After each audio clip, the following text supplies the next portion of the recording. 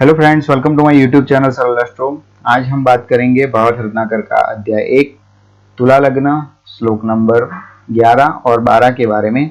तो शुरू करते हैं आज का सेशन। सबसे पहले हम जानेंगे श्लोक नंबर 11 के बारे में, जिसकी संस्कृत स्लाइड मैंने आपके सामने रख दी है।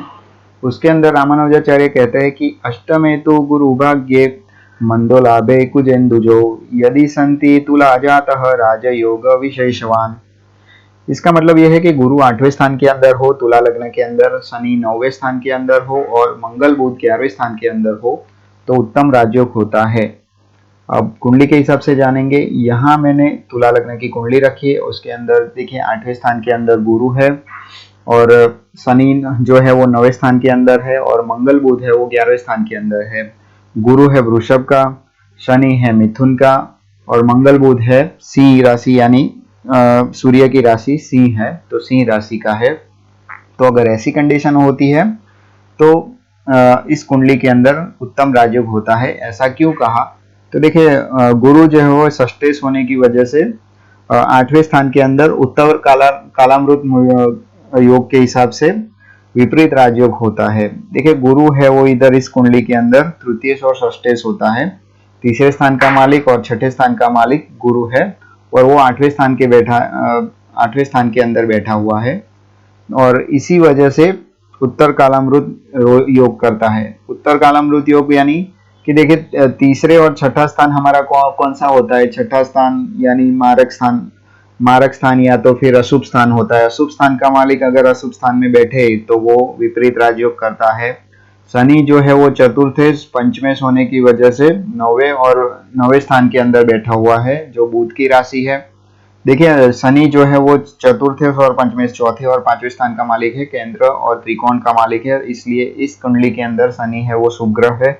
शुभ ग्रह है वो केंद्र त्रिकोण के अंदर बैठा हुआ हो तो और शुभ माना जाता है। इधर ऐसी कंडीशन बनती है कि केंद्र त्रिकोण का मालिक किधर त्रिकोण के अंदर बैठा है, क्योंकि देखिए 9वां स्थान है वो त्रिकोण का स्थान है और उसके अंदर शनि बैठा हुआ है। शनि वैसे भी मित्र राशि के अंदर बैठा हुआ है क्योंकि बुध जो है वो शनि का मित्र होता है और त्रिकोणस्थ होने की वजह से वो बलवान बनता है। मंगल धनेश होने की वजह से, बुध और भाग्येश होने की वजह से लाभ स्थान के अंदर शुभ माना जाता है। मंगल सेकंड हाउस का मालिक है और बुध है वो 9वें स्थान का मालिक है। तो ये दोनों अगर ग्रह लाभ स्थान के अंदर बैठे हो तो वो शुभ माने जाते हैं। लाभ स्थान के अंदर स्थित मंगल भी मित्र क्षेत्री है और उसका जो स्वस्थान है वो वृश्चिक को वो देखता है। मंगल आप देख सकते हैं कि वृश्चिक को देखता है। चौथी दृष्टि उसकी वृश्चिक स्थान यानी धन स्थान के ऊपर होती है और वो धन स्थान के ऊपर दृष्टि करने की वजह से भी वो शुभ माना जाता है। इसी वजह से ये सब कंडीशन होने की वजह से ऐसी कुंडली के अंदर ऐसी कंडीशन अगर आपकी कुंडली में बनती है तो वो उत्तम राजयोग होता है। अब श्लोक नंबर 12 के बारे में जानेंगे। श्लोक नंबर 12 की संस्कृत स्लाइड मैंने आपके सामने रख दी है। उसके अंदर रामानुजाचार्य कहते हैं षष्ठवान्त्ये यदि गुरु लग्ने चंद्र स्थितो भवेतः शनिदायच संप्राप्ते घट जाता ही योग भाग। इसका मतलब ये कहते हैं कि तुला लग्न के अंदर जो भी जातक का जन्म होता है उसका गुरु छठे स्थान में हो या तो फिर 12वें स्थान में हो और चंद्र लग्न स्थान के अंदर हो तो शनि की दशा उसकी योगप्रद होती है। अब एग्जाम्पल के तौर पे जानेंगे तो देखिए मैंने इधर तुला लग्न की कुंडली रखी है, उसके अंदर लग्न के अंदर चंद्र होना चाहिए, कंडीशन ये कहती है, और गुरु दो में से किसी एक स्थान में होना चाहिए। कौन सा स्थान? तो एक छठा स्थान है और एक 12वां स्थान है। इन दोनों स्थान में से किसी एक स्थान के अंदर गुरु हो और लग्न के अंदर चंद्र हो तो उसकी जो शनि की दशा है वो योगप्रद होती है।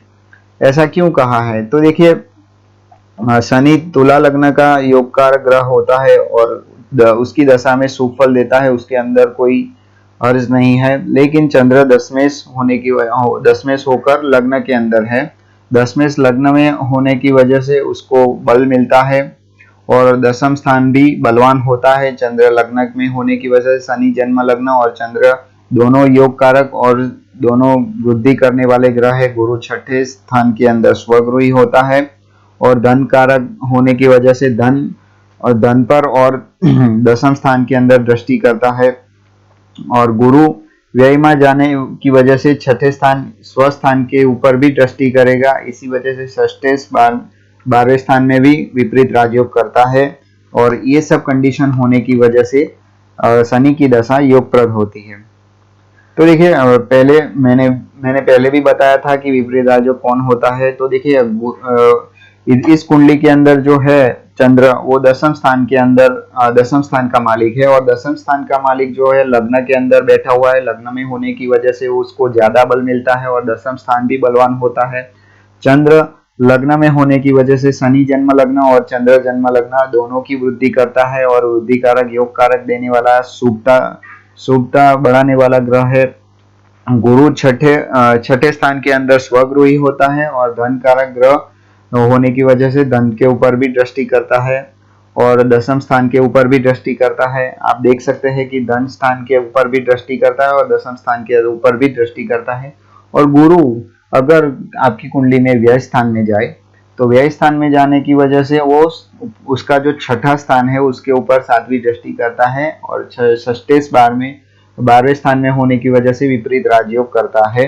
और इसी वजह से उसकी शनि की दशा जो है वो योग कारक जाती है।